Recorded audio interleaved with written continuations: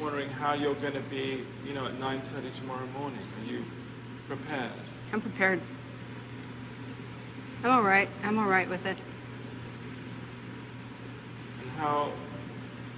I'm all right with it, but like I said, remember, let them know that I know that the cops knew who I was. After Richard Mallory died, I left prints everywhere, and they covered it up. And let me kill the rest of those guys to turn me into a serial killer. I know they did, because I was no professional serial killer or anything, or murderer, or whatever you want to call it, you know. I wasn't professional at what I was doing. Eileen, I did some sloppy work, you know, and I left prints. How have you prepared yourself for tomorrow morning? I'm all right with it. Yeah, I'm ready to go. Hey, I was tortured at BCI.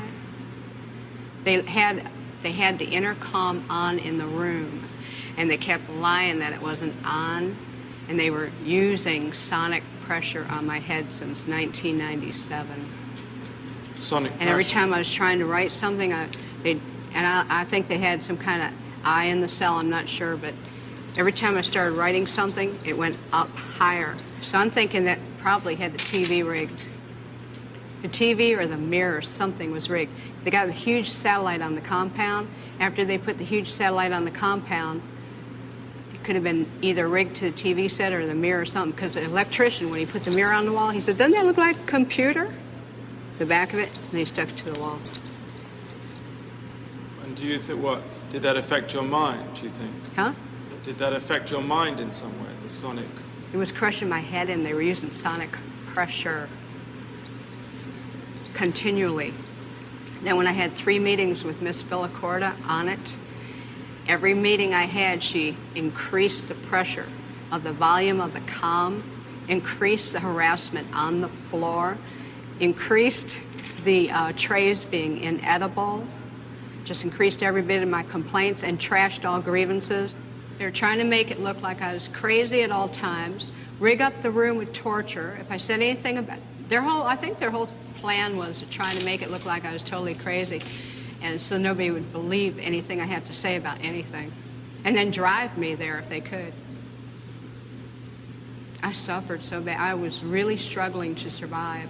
Had a lot of trays that were attempted murder and everything. I had to wash all my food off. And then one day I didn't wash my food off, and I was sick for 3 weeks, almost died. But you're okay now. I'm okay. I'm okay. God is going to be there. Jesus Christ is going to be there. All the angels and everything.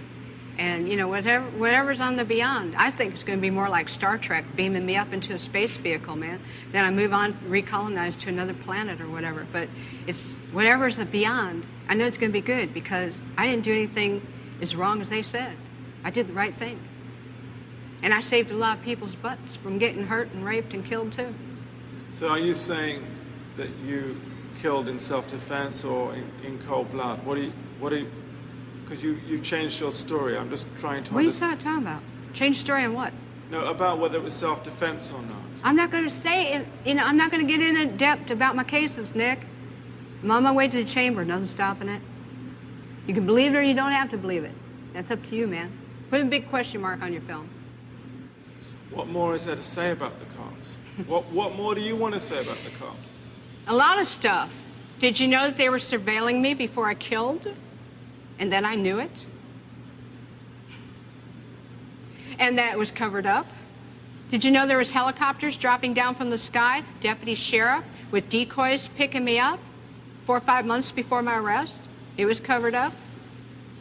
But nonetheless... Nobody ever asked me these questions. Whether the cops were following you or not, Eileen. Oh, whether the cops were following me or not, Eileen, what? Let's say the cops were following you. Yeah. Let's say they were following you and they did everything that you're saying they did. Nonetheless, you killed 7 men.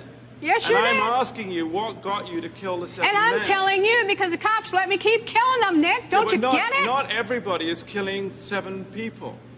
So there must have been something in you that was getting you to do that. Oh, you are lost, Nick. So I was a hitchhiking. Right. Running into trouble. I shoot the guy if I ran into trouble. Physical trouble. The cops knew it. When the physical trouble came along, let her clean the streets. And then we'll pull her in? But That's how come why. there was so much physical trouble because it was all in 1 year? 7 people in 1 Oh, year. well. Oh, well. But why not say now? Because I'm out of retaliation for taking my life like this and getting rich off it all these years in total pathological lying. Yeah, thanks a lot. I lost my fucking life because of it. Couldn't even get a fair trial. Couldn't even get a fair investigation or nothing. Couldn't even have my appeals right. You sabotaged my ass, society and the cops and the system. A raped woman got executed. It was used for books and movies and shit. Ladder climbs, the re-election, everything else. I got a big finger in all your faces. Thanks a lot. You're inhuman. You're an inhumane bunch of fucking living bastards and bitches, and you're going to get your asses nuked in the end. And pretty soon it's coming. 2019, Iraq's supposed to hit you anyhow. You're all going to get nuked. You don't take fucking human life like this and just sabotage and rip it apart like Jesus on the cross and say thanks a lot for all the fucking money I made off of you. And not care about a human being and the truth being told. Now I know what Jesus was going through.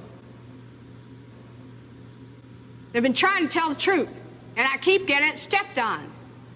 Concerned about if I was raped, I'm not giving you book and movie info.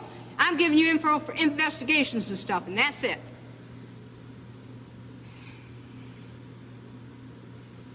We're going to have to cut this interview, Nick. I'm not going to go into any more detail. I'm leaving. I'm glad. Thanks a lot, society, for railroading my ass. Okay, let's go. It was really pretty incredible that Eileen had just sailed through the psychiatric test the day before. It makes you wonder what you'd have to do to fail.